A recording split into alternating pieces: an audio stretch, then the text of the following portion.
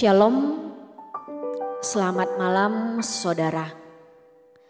Tidak terasa malam hari ini merupakan malam Kamis Putih. Malam sebelum Tuhan Yesus disalibkan. Di dalam menjelang Jumat Agung dan Paskah, ketika kita berbicara mengenai tema Momen Kudus bersama dengan Yesus. Di dalam berapa minggu setiap Jumat kita melihat orang-orang yang pernah bertemu, berjumpa secara pribadi, muka dengan muka dengan Yesus. Dan kita boleh melihat apa yang terjadi dengan diri mereka. Kira-kira di dalam berapa minggu ini ketika melihat kisah hidup mereka, satu cuplikan perjumpaan mereka dengan Yesus. Apakah ada bagian di dalam hatimu yang tergelitik? Yang membuat saudara pun mengalami sesuatu momen kudus bersama dengan Dia. Bagi kita yang hidup di zaman ini, kita bisa tahu, kita bisa kenal Tuhan Yesus lewat Alkitab. Firman yang diberikan kepada kita yang sudah lengkap. Ketika kita membaca akan kisah demi kisah yang ada di dalam Injil tentang Yesus. Ketika ada satu masa di dalam hidup kita, Tuhan sentuh hati kita dan di situ kita menjadi percaya kepada Dia. Dan kemudian mengalami perjalanan hidup rohani bersama dengan Dia. Sampai dengan hari ini. Pernahkah terpikir oleh saudara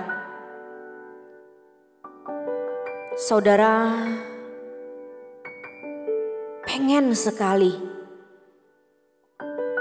bisa berjumpa langsung dengan Tuhan Yesus. Karena mungkin selama ini kita hanya tahu, kita kenal gitu ya. Di dalam pikiran kita, kita tahu Yesus itu Tuhan, kita percaya. Tapi pasti akan berbeda bukan? Kalau seandainya saja kita bisa berjumpa langsung dengan Dia ketika Dia menjadi manusia.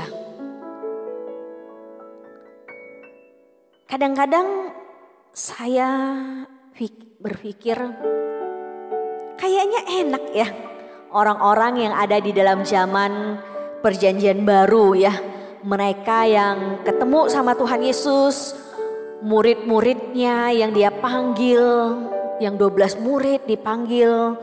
Kemudian mereka bisa hidup bersama-sama dengan Yesus.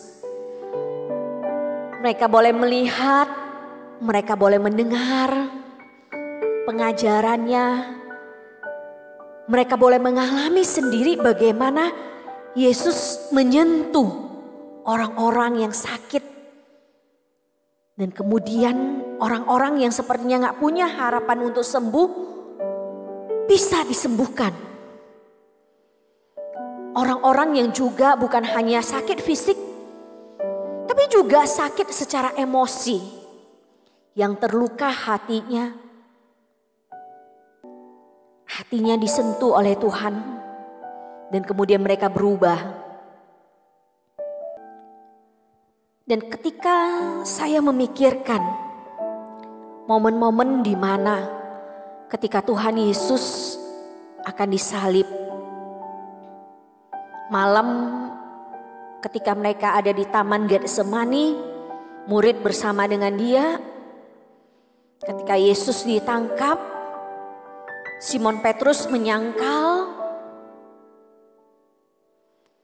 ketika Yesus diadili oleh Pilatus, Herodes, Dan ketika akhirnya diputuskan bahwa Tuhan Yesus akan dihukum mati dengan cara disalib, mereka menyiksa dia. Dan kemudian mereka menyuruh dia memikul sendiri kayu salibnya. Saya berpikir seandainya saat itu saya ada di situ, kira-kira seperti apa yang saya pikirkan atau saya rasakan?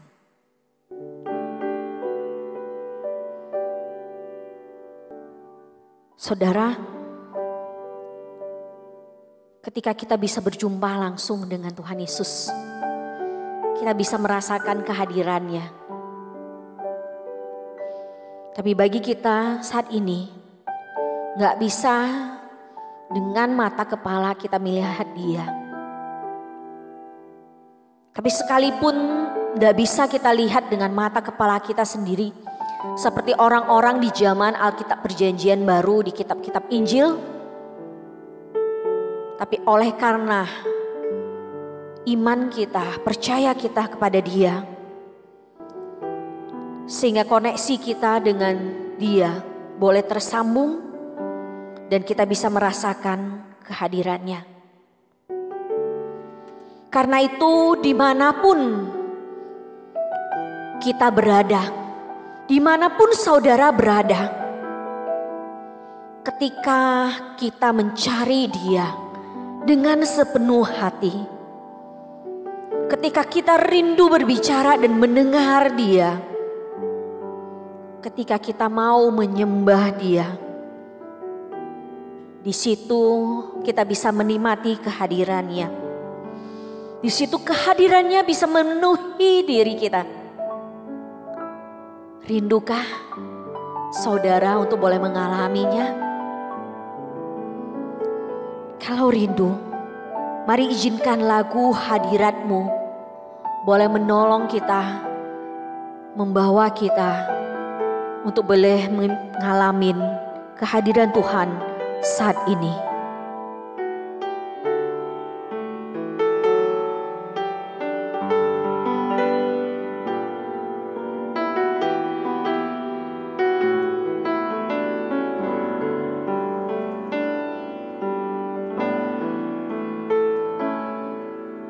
Tuhan hadir di bait kudusnya saat umat mencari wajahnya, berseru, berdoa, bersujud menyembah dan menikmati kehadirannya. Tuhan hadir di bait kudusnya yang datang dengan segenap hatinya, berseru, berdoa, bersujud menyembah dan menikmati kehadirannya.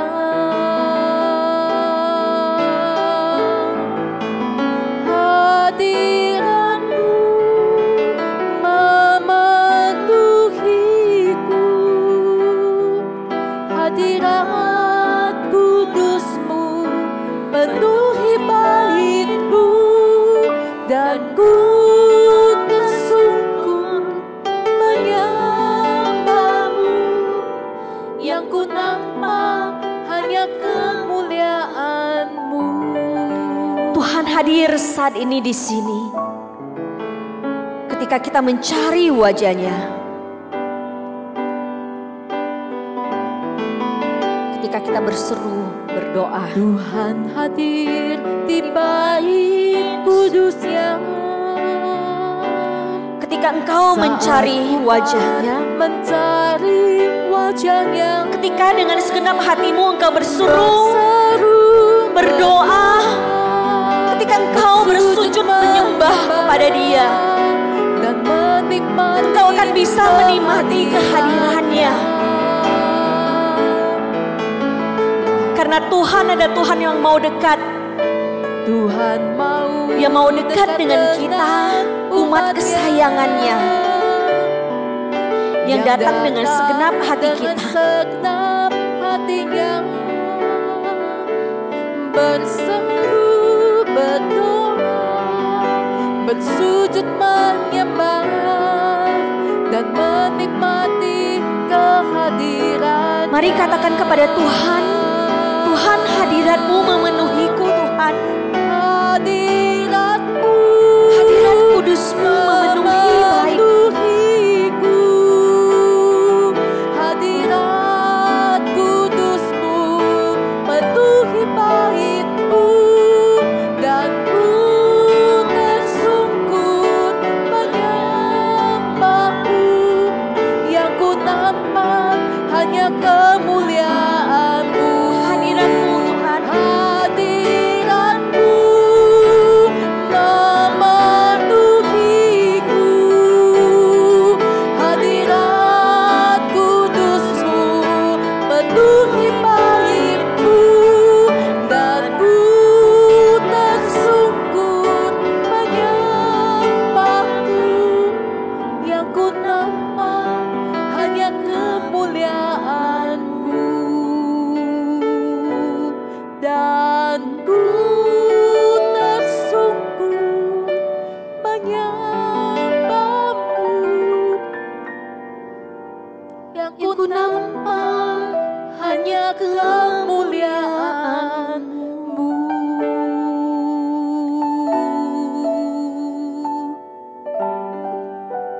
Tuhan, kami yang ada di tempat kami masing-masing saat ini, kami rindu untuk boleh merasakan kehadiran-Mu. Tuhan, Engkau tahu sudah sekian lama ada kekeringan di dalam hati kami.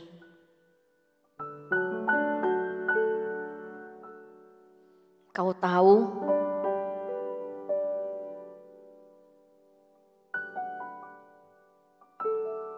kami rindu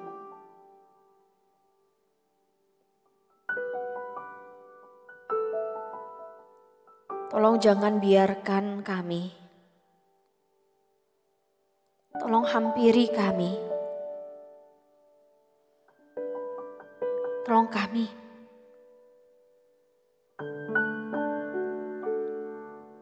Hanya di dalam nama Tuhan Yesus kami berdoa. Amin. Saudara, malam hari ini kita akan melihat kembali kepada sebuah kisah seseorang yang berjumpa langsung dengan Tuhan Yesus ketika dia menjalani jalan salib. Kita akan melihat akan momen seorang yang bernama Simon. Mungkin ketika saudara melihat kepada tema ini, mungkin saudara akan berpikir tentang Simon Petrus. Tapi malam hari ini kita tidak melihat kepada Simon Petrus, tapi kepada seorang Simon yang berasal dari Kirene. Mari kita buka bersama-sama di dalam Markus 15 ayat 20 sampai dengan 22. Markus 15 ayat 20 sampai dengan 22. Markus 15 ayat 20 sampai dengan 22. Demikianlah firman Tuhan. Saat itu ketika Yesus diputuskan akan disalib, dikatakan sesudah mengolok-olok Yesus, mereka menanggalkan jubah ungu itu daripadanya dan mengenakan pula pakaiannya kepadanya. Kemudian Yesus dibawa keluar untuk disalibkan. Yesus dibawa keluar untuk disalibkan. Kemudian dikatakan pada waktu itu lewat seorang yang bernama Simon, orang Kirene, ayah Alexander dan Rufus yang baru datang dari luar kota. Dan orang itu mereka paksa untuk memikul salib Yesus. Mereka membawa Yesus ke tempat yang bernama Golgota, yang berarti tempat tengkorak. Saudara, ketika Yesus dibawa keluar untuk disalibkan, peristiwa ini dicatat oleh 3 Injil, Matius, Markus, dan Lukas. Dan bagian tentang seorang Simon dari Kirene dicatat oleh ketiga Injil ini. Tapi yang menarik, di dalam ketiga Injil ini hanya Markus yang mencatat siapakah Simon dari Kirene ini. Simon dari Kirene ini dicatat bahwa dia adalah ayah dari Alexander dan Rufus yang baru datang dari luar kota. Saudara, Markus ketika menuliskan akan Injil ini, dia menuliskannya kepada orang-orang percaya yang ada di kota Roma. Demikianlah beberapa penafsir ahli-ahli Alkitab yang ada, mereka berkata seperti ini. Bahwa ini ditulis, kitab Markus ditulis untuk orang-orang percaya yang ada di Roma. Supaya mereka mengetahui tentang siapakah Yesus yang mereka percayai. Apa yang Yesus lakukan selama dia menjadi manusia. Dan karena Markus menuliskan kepada orang-orang percaya yang ada pada saat itu, karena itu Markus menjelaskan lebih lanjut siapa Simon orang Kirene. Simon orang Kirene itu ayahnya Alexander dan Rufus. Dari sini kita bisa melihat kira-kira pada saat itu jemaat yang ada, mereka kenal dengan yang namanya Alexander dan Rufus. Mereka kenal siapakah Alexander dan Rufus ini. Karena kalau mereka tidak kenal, untuk apa Markus mencatat nama mereka?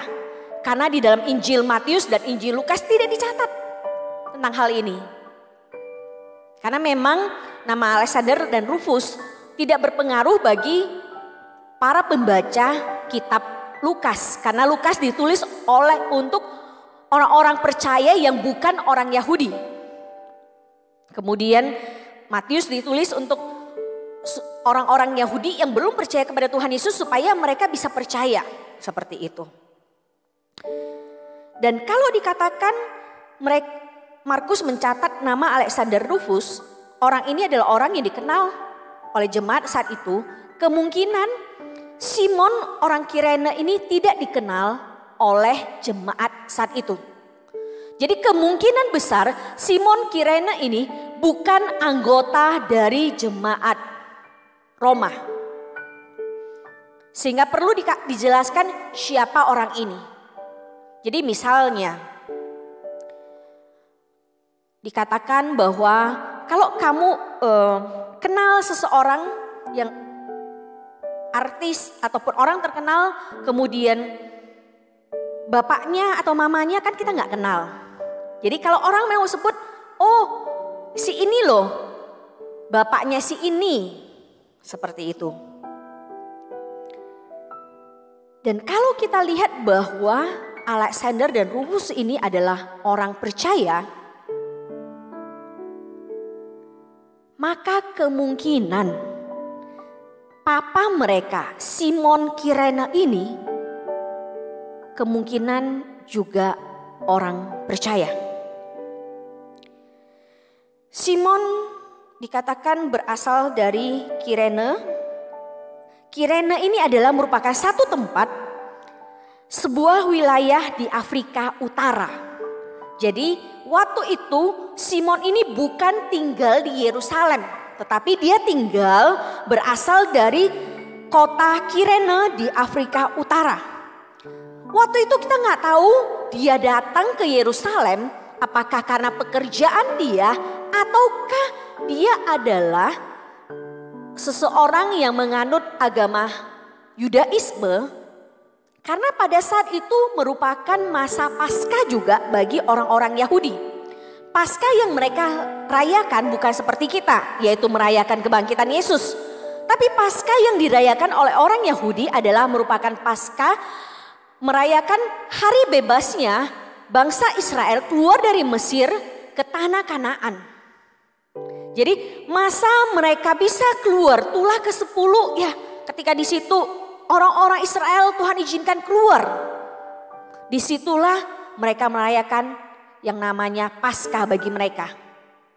Kalau memang Simon dari Kirene ini adalah seorang yang menganut agama Yudaisme, maka tidak heran saat itu dia ada di situ.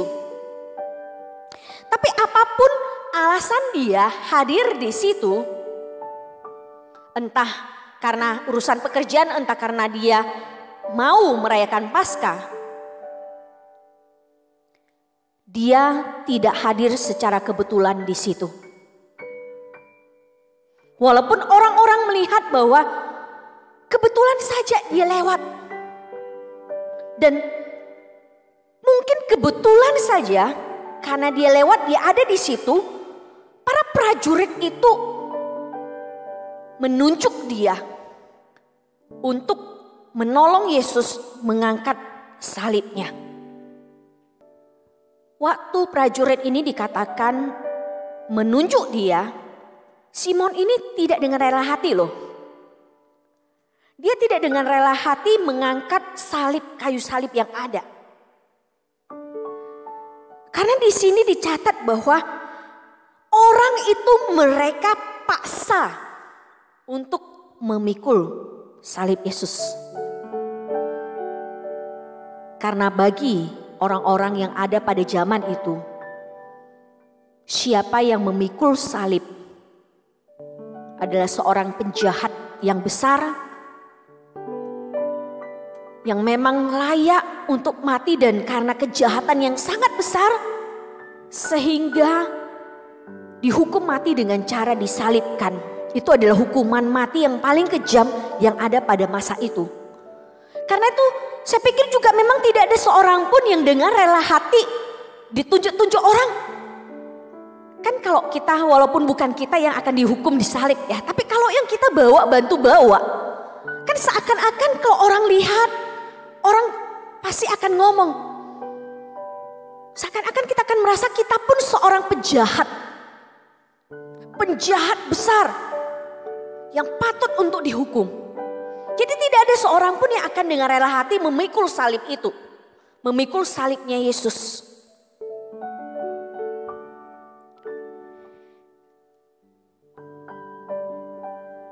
Saya bayangin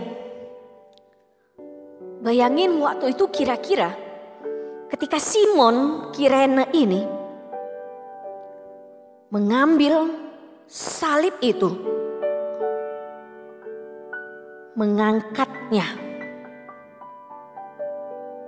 dan ketika dia melihat kepada Yesus yang disiksa, yang bercucuran darah, salib yang berat dia pikul, dan ketika dia melihat kepada Yesus,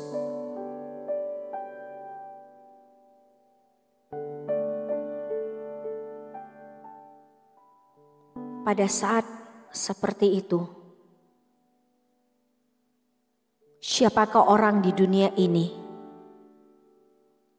yang tidak akan tersentuh hatinya?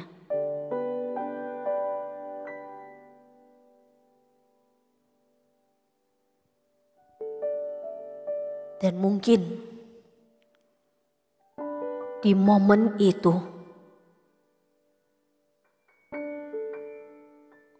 dari dia yang tidak kenal Yesus, dari dia yang tidak percaya Yesus,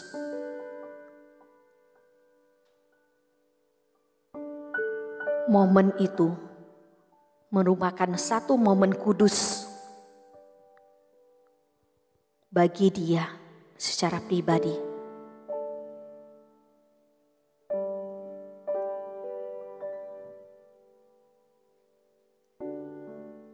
Dan mungkin ketika Markus sudah selesai menuliskan kitabnya, dan kemudian ketika anak Simon Kirene ini membaca,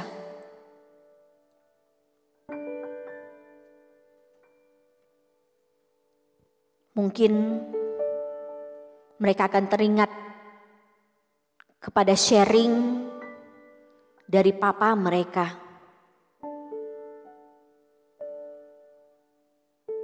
Mungkin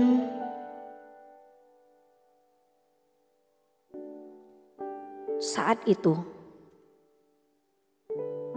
Simon Kirene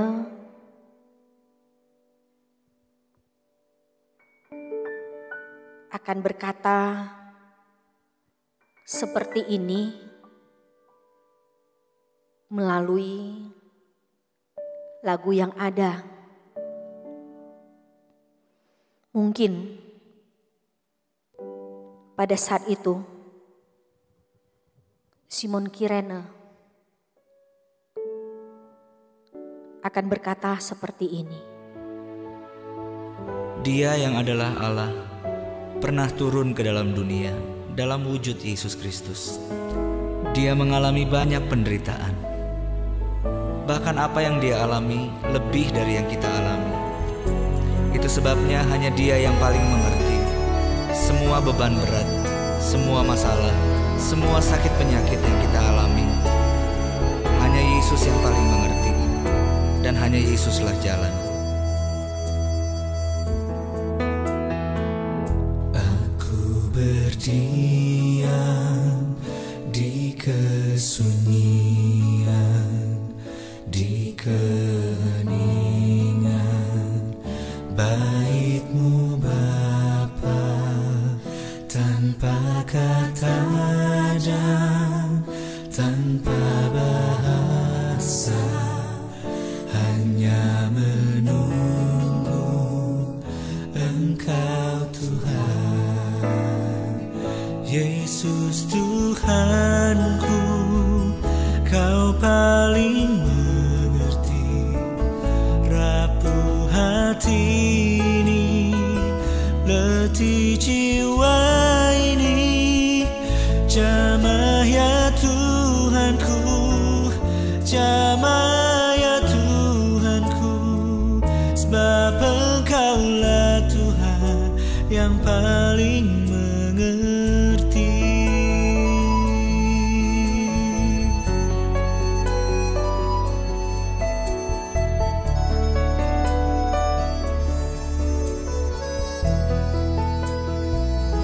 Aku berdiam di kesunyian, di keheningan bait-Mu Bapa, tanpa kata dan tanpa bahasa. Hanya menunggu Engkau Tuhan. Yesus Tuhanku, Kau paling mengerti rapuh hati ini, letih jiwa ini. Jamah ya Tuhanku, jamah ya Tuhanku, sebab Engkaulah Tuhan yang paling mengerti. Yesus Tuhanku, Kau paling mengerti rapuh hati ini, letih jiwa ini. Jamah ya Tuhanku, jamah ya Tuhanku, sebab Engkaulah Tuhan yang paling mengerti.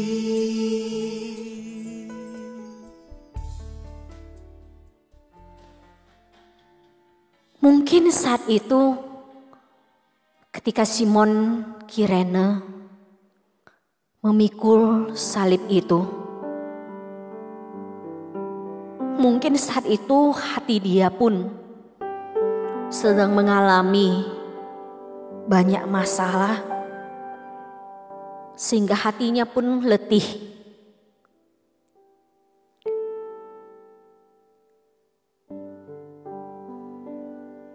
Ketika dia tidak bisa berkata-kata dan di dalam perjalanan, mungkin Yesus pun tidak berkata-kata kepada dia.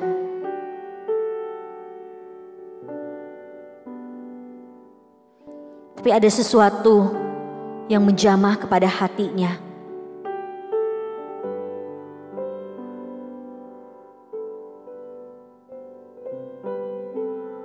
Mungkin di dalam masa-masa ketika dia bergumul, Simon Kirene ini melihat kembali, mengenang kembali kepada momen-momen kudusnya bersama dengan Yesus. Ketika dia memikul salib yang ada,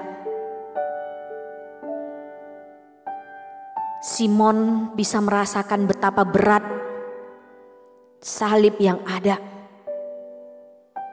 Dan beratnya bukan karena berat asli dari kayu, tapi juga mungkin berat karena kayu salib yang ada melambangkan dosanya dia dan dosanya kita. Kayu salib yang ada melambangkan luka-luka hati kita, luka-luka hati yang bisa berubah menjadi dosa, yang menghalangi kita dengan Dia, dengan Tuhan Yesus.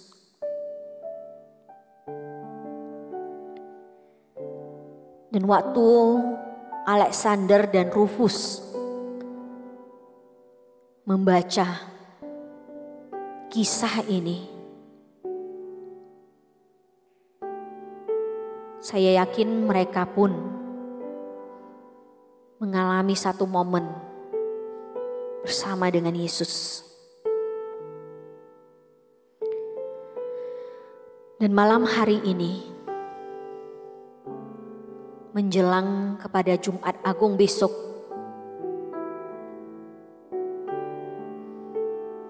Tuhan Yesus bertanya kepada kita, ketika engkau lihat kepada salib yang ada, salib yang ada di depan,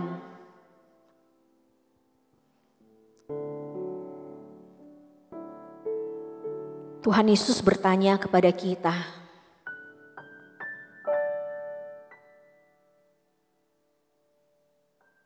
apa yang terjadi dengan dirimu saat ini, anakku?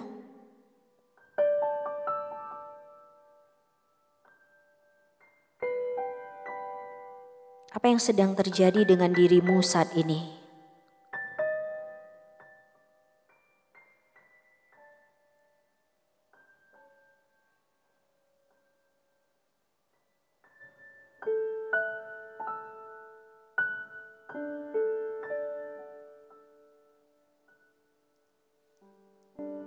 Bagaimanakah hatimu saat ini?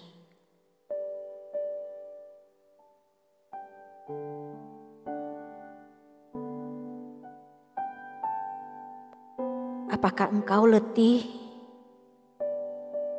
menjalani hidup ini?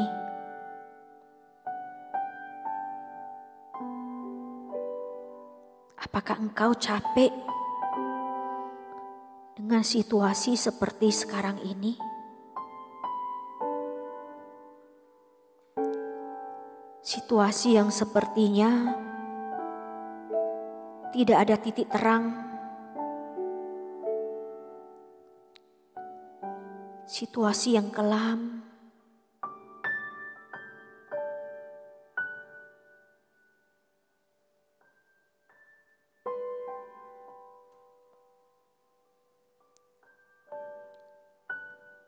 Beban apakah yang engkau sedang pikul saat ini?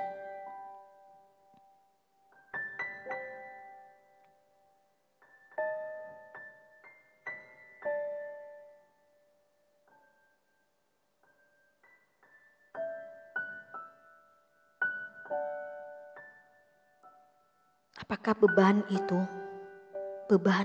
itu menjadi salib yang memberatkan hatimu?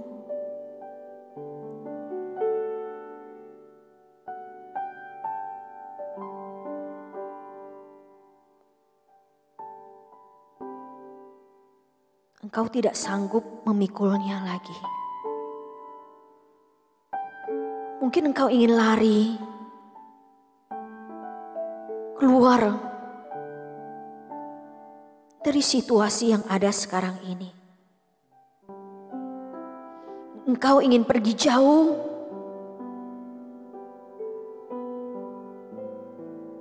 ke tempat orang-orang yang tidak mengenalmu,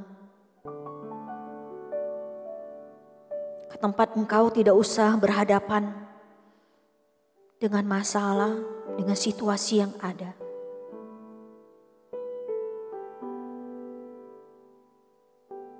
Mungkin di saat ini engkau baru menyadari bahwa betapa rapuh hatimu saat ini.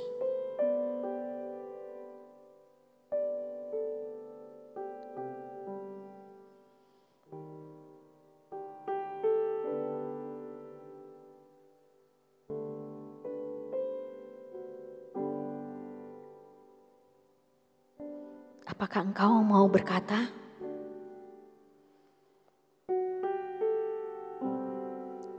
Tuhan Yesus, tolong jamah aku.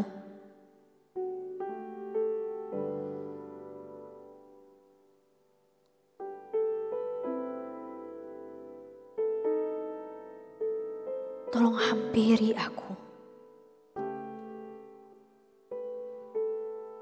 Jamah hatiku.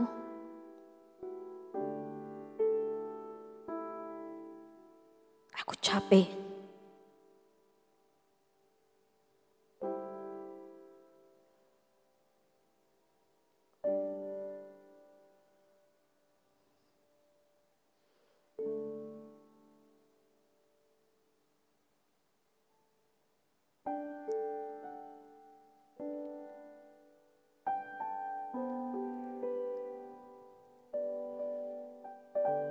Saudaraku,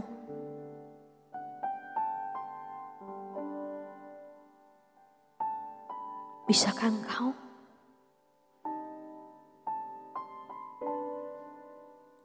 datang kepada Dia? Karena Dia hadir sekarang ini.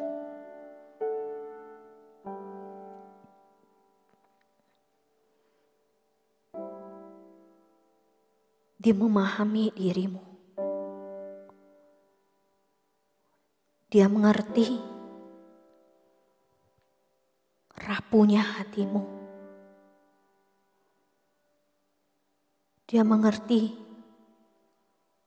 betapa letih jiwamu.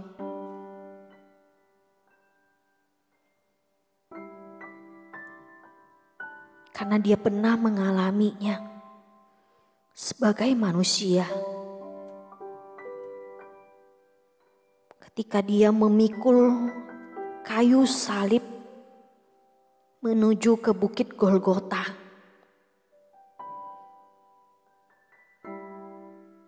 Karena keletihan tubuh yang ada,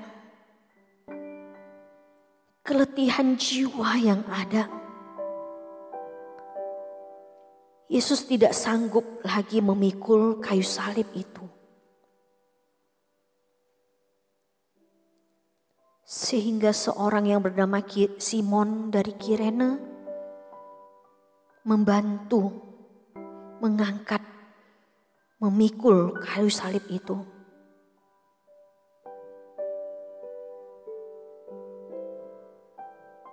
Tuhan Yesus pernah mengalami keletihan berat, diolok-olok oleh prajurit, oleh orang banyak. Dia diludahi, dicaci maki, dicambuk.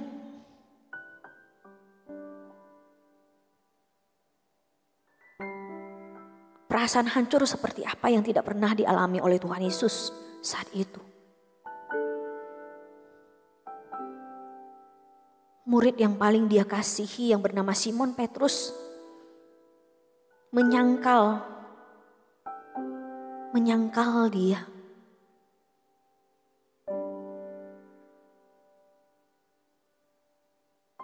Orang-orang yang dulunya mengeluh-ngeluhkan dia, sekarang berbalik berkata, salibkan dia, salibkan dia. Karena itu dia memahami engkau, dia mengerti. Dan dia ingin memberikan kebebasan kepadamu saat ini.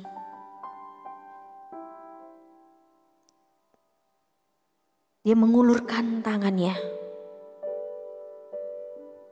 ingin menjamah engkau. Ingin mengangkat salib yang kau pikul.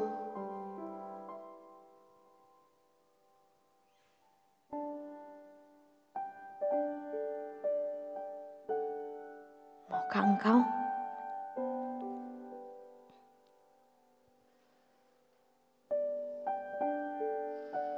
Kalau mau, mari lewat lagu yang paling mengerti.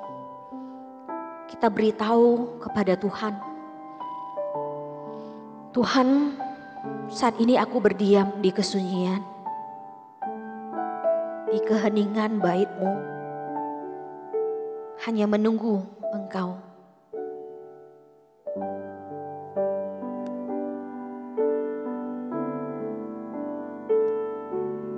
Aku berdiam di kesunyian, di keheningan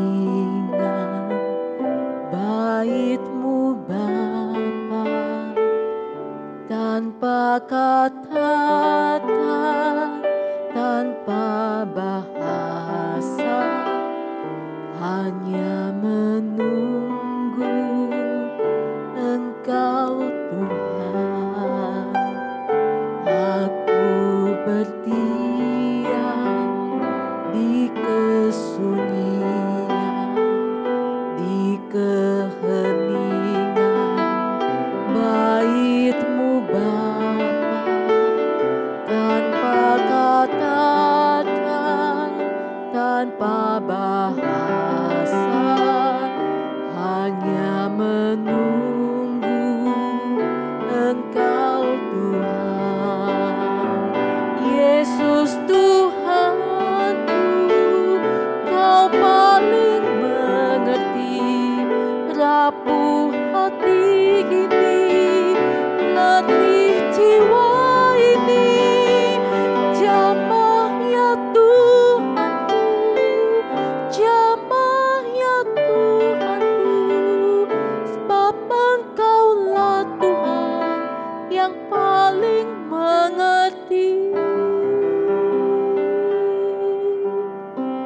Tuhan Yesus, terima kasih karena Engkau datang ke dalam dunia bagi kami.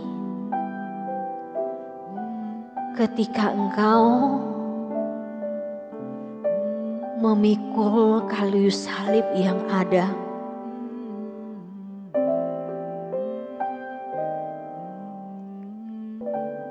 kayu salib yang melambangkan dosa-dosa kami,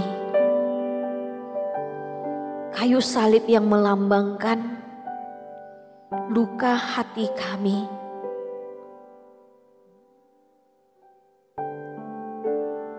Karena Engkau tahu betapa hati kami penuh luka. Karena dosa-dosa yang ada yang kami lakukan ataupun dosa yang dilakukan oleh orang lain terhadap kami.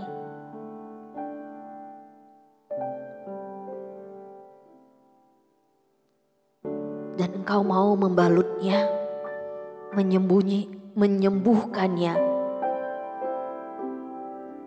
Karena itu Engkau rela memikul kayu salib itu.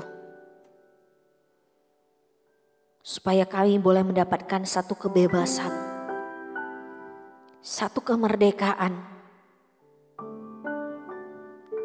Dan supaya hati kami bisa sungguh-sungguh mengalami, merasakan kasih-Mu yang membalut akan hati kami yang terluka. Sehingga kami pun bisa mengasihi Engkau. Mengasihi Engkau dengan seluruh hati kami. Hanya di dalam nama Tuhan Yesus kami berdoa. Amin. Saudara, bagi kita yang sudah mendapatkan satu momen bersama dengan Tuhan Yesus, maukah engkau mengasihi Dia? Maukah engkau berkata, Tuhan Yesus, ini hatiku mau menyembah-Mu. Karena aku kagum kepadamu, Engkau begitu mengasihiku. Dan ini hatiku, Engkau tahu hatiku tidak sempurna. Perlu campur tangan-Mu di dalam hidupku. Karena itu aku ingin mengasihi Engkau seperti Engkau mengasihi aku. Kalau mau, mari katakan lewat lagu, Tuhan mengenal hatiku.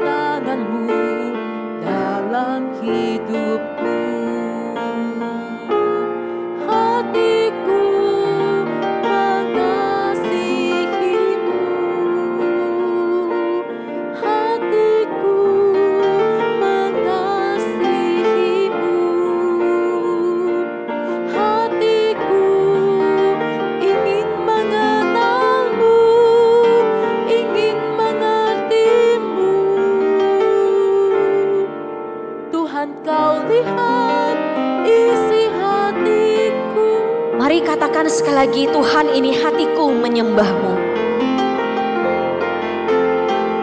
Ini hatiku menyembah-Mu, tulus dan kagum padamu Yesus. Ini hatiku tak sempurna, perlu campur tangan-Mu dalam hidup. Mari katakan, hatiku mengasihimu. Mengasihimu, hatiku mengasihimu. Katakan, Tuhan, aku ingin mengenalmu. Tuhan, aku ingin mengerti dirimu. Tuhan, tolong lihat isi hatiku ini. Tuhan, kau lihat isi Hatiku mengasihimu. Tuhan, katakan kepada Dia.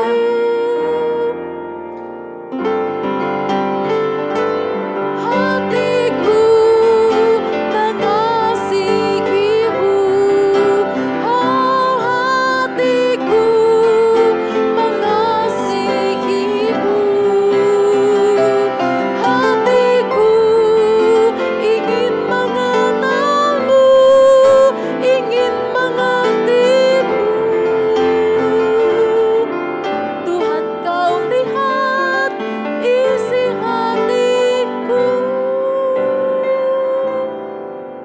Tuhan, kau lihat Kau lihat isi hati kami, isi anak-anak-Mu yang malam hari ini meluangkan waktu untuk boleh bersama-sama dengan Engkau di dalam momen Kamis Putih ini. Tuhan,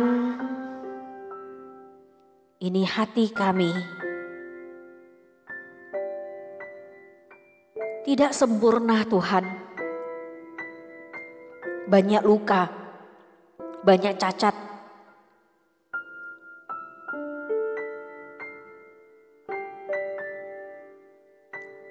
Tapi Engkau tidak menganggap remeh hati kami. Sekalipun mungkin ketika kami menjalani kehidupan kami menampilkan diri sebagai orang yang sempurna, orang yang baik di hadapan orang lain.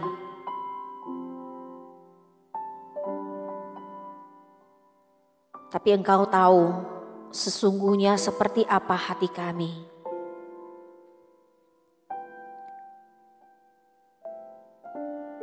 Sekalipun begitu,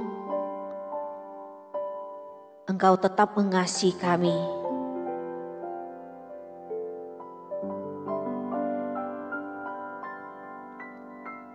Terima kasih. Biarlah ketika kami malam hari ini akan beristirahat tidur, kami boleh tidur dengan nyenyak seperti seorang anak kecil berada di dalam dekapan mama atau papanya, yang tidur memeluk mama atau papanya, bisa tidur dengan nyenyak karena bisa merasakan perlindungan-Mu, bisa tidur dengan nyenyak karena sudah dilepaskan dari beban-beban yang ada. Sehingga ketika besok hari kami bangun dan kami mengikuti kebaktian Jumat Agung di jam 9 pagi,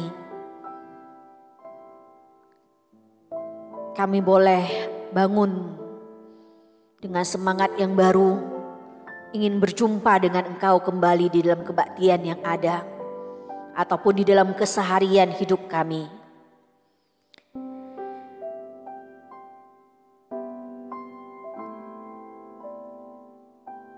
Terima kasih. Terima kasih Bapa, terima kasih Tuhan Yesus, terima kasih Roh Kudus. Hanya di dalam nama Tuhan Yesus kami berdoa, amin.